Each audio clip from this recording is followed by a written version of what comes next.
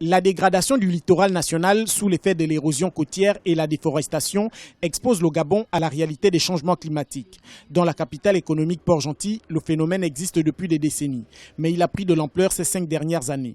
C'est ce qui a été rappelé à l'occasion du Forum national sur les changements climatiques organisé par la société civile et les parlementaires africains. Depuis quelques années, on sent que certains points géographiques ont été envahis par les eaux.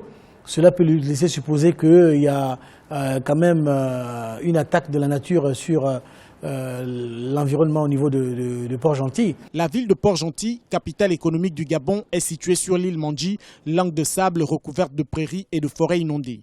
Dans cette ville, l'homme exerce une véritable pression sur l'environnement. Le fait que l'homme empiète sur le territoire où le jeu normal doit s'effectuer, ça aggrave maintenant les processus et l'érosion qui avait un cycle en termes de retrait de terre de l'ordre de 50 cm à 1,5 m par an, se transforme maintenant en des systèmes où certains environnements, on arrive à perdre maintenant l'équivalent quasiment de 20 à 25 mètres. Pour la société civile organisatrice de cette rencontre, la lutte contre les changements climatiques est une responsabilité collective.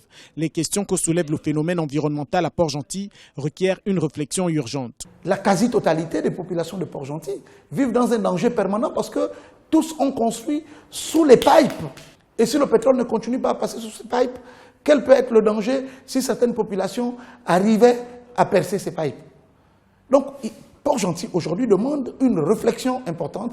La problématique de la transformation des économies, eu égard à la menace globale du changement climatique, constitue à quelques jours de l'ouverture de la COP21 à Paris un enjeu important pour l'Afrique en général et le bassin du Congo en particulier.